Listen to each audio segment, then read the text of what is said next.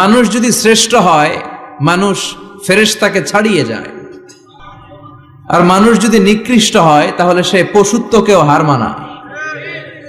দলিল কি? দলিল হচ্ছে মেরাজ রজনীতে সাইয়েদনা জিব্রাইল সিদরাতুল মুনতাহা পর্যন্ত গেলেন, ওইখান থেকে দুইটা ঝর্ণা বা নদী নেমে গেল। বিষ্ণু বললেন, জিব্রাইল এই নদী দুইটা কোন নদী?